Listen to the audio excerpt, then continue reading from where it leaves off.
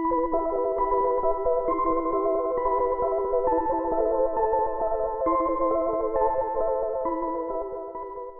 everybody, thank you for clicking on my video.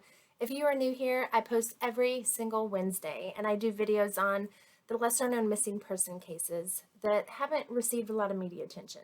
Today's case is an old one. It is one from 1969, but I am a firm believer that a case can be solved no matter how old it is. So with that being said, I'm going to jump right into today's case. Today's video is on James Richard Howell, better known by his family and friends as Jimmy, so I'm going to be referring to him as Jimmy for the rest of the video. Jimmy was born on October 28, 1959, and he had had somewhat of a chaotic childhood.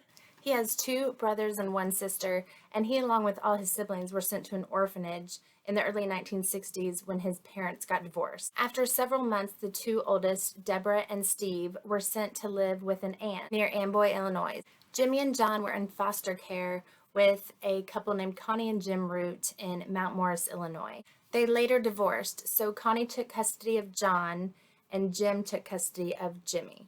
In 1968, all of the children returned to live with their mother, Sharon Hutch, and their stepfather, Cornell Hutch. So it seems like Jimmy and his siblings were kind of bounced around a lot at a young age. At the time of his disappearance, Jimmy was a 3rd grader at Washington Elementary in Sterling, Illinois, and he was described as being a very hyperactive 9-year-old, which, I mean, what kid isn't? But he would get very nervous and irritable, so he had to take medication to kind of control this behavior. He loved animals, and he had a dog that he had bonded with so much that this dog would follow him to school every day and wait in the schoolyard. And when Jimmy got out of school, his dog would be there waiting for him. He did not like bugs at all. He hated them, and he was very afraid of the dark like most children are. So on the day of his disappearance, which was May 28th of 1969, Jimmy was playing outside in the front yard in their home on the 1300 block of West 13th Street in Sterling. Now, while he was outside playing, he found an injured pigeon, and because of his love for animals, he wanted to take care of it. He and his sister Deborah decided they were going to build a cage for this pigeon, so they could kind of keep an eye on it and keep it safe until it was well enough to be set free. They were gathering supplies, and Jimmy had his arms full of wood boards they were going to use when his sister Deborah went in the house to get nails and a hammer. She went inside the house and was only in there for about a minute, but when she came out, she didn't see Jimmy anywhere, and the boards he had been carrying were scattered all over the street in front of their residence. There have been conflicting reports for that day as to whether or not the mother and stepfather were home, but it's also reported that they spent the entire day searching for him, so I'm going to assume they were either home or arrived home shortly after he went missing. So they spent the entire day looking for him, but they did not call the police, and police were not called until a neighbor named Mrs. Raymond Jensen finally called at around 10:35 p.m. that evening. Now, Jimmy's mother, Sharon Hutch, stated that she did not believe her son would run away. In 1969, she told the Daily Gazette that Jimmy was always home before dark, and he was very afraid of the dark, and if he were going to run away, he was the type of boy who would have packed a bag and taken his dog with him. He loved that dog. There were several reported sightings of Jimmy after his disappearance. His stepfather had said that he saw him a short time after he apparently left home, and that he was across the alley with another boy from the neighborhood, and they were picking up boards. A neighbor reported seeing him walk across a nearby field with the pigeon under his arm. At the time of his disappearance, Jimmy was 4 foot 5 inches tall and around 79 pounds. He has brown hair and brown eyes, and was last seen wearing a white t-shirt, blue jeans, and white sneakers. Shortly after Jimmy vanished, his beloved dog that followed him everywhere went missing as well. There were several searches done by mounted patrols, surrounding area police departments, and Boy Scouts got involved in helping. Relatives in Missouri were also checked out, as well as relatives in Des Moines, Iowa. Jimmy was supposed to go visit his brother the day after he disappeared. His 3rd grade teacher said that it's not like James, that something has either happened to him or someone is encouraging him to stay away. Oh. Sorry about that. Apparently Gibson wanted to be in the video too. Something that may not have anything to do with Jimmy's disappearance, but I feel like it's worth mentioning, is that about a year after Jimmy vanished, his sister Deborah and one of her friends were walking, and a dark colored car with dark windows pulled up kind of close to them and started following them. But the car left abruptly when Deborah's mother yelled out to the girls. It was reported, but that car was never found. And like I said, it may not have a thing to do with Jimmy's disappearance, but it's still kind of weird. Newspaper reports for up to a year after Jimmy vanished reveal several supposed sightings of the boy, but none of those sightings ever panned out.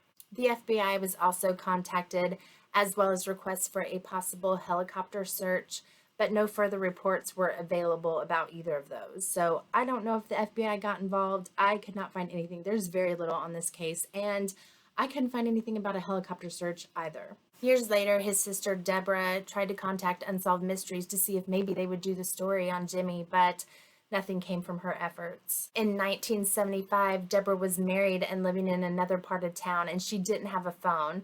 And one of her neighbors told her that they'd gotten a call from her brother, and that he said he would be in town around 3 p.m. to talk to Deborah, but he never showed up. So Deborah had asked her two other brothers, Steve and John, if they had called, and they said they had not. Could this have been Jimmy? His family all took polygraph exams in 1998, and all were cleared of any involvement in his disappearance. I'm not sure why it took almost 30 years for the family to be tested, but it did. I know polygraph tests first came out in like 1921, so they would have had them in 1969. Maybe they weren't as advanced and maybe not used as much. I'm not sure. For years, his sister Deborah did keep in touch with the sheriff's department, and she would bring in photos to help with the age progression pictures of Jimmy, and she also submitted a DNA test in case a body was ever found. But he has never been found, and he is the oldest missing person case in the state of Illinois. It has been 51 years since his loved ones last heard from him or saw him, and he would be 60 now. He'd be 60 years old now. What do you think happened to Jimmy? I would love to hear your theories in the comments below. Did his family have enemies and maybe took Jimmy as some sort of revenge? Did someone lure him away?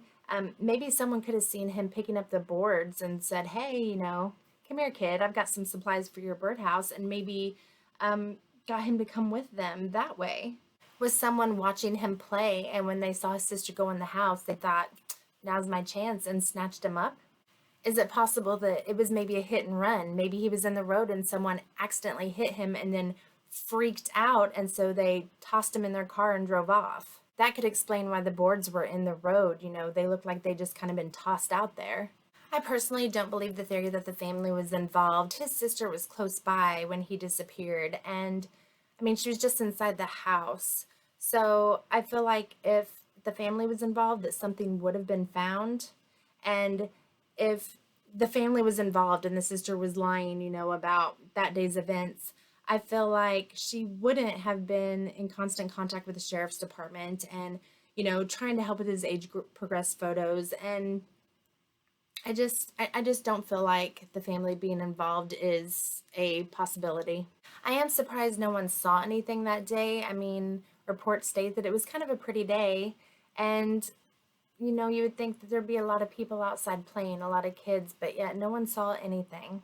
If you have any information on the whereabouts of Jimmy or any information concerning the person or persons who may be involved in his disappearance, please contact the Whiteside County Sheriff's Department at 815-772-4044, the Sterling Police Department at 815-626-2131, or the National Center for Missing and Exploited Children at 1-800-843-5678.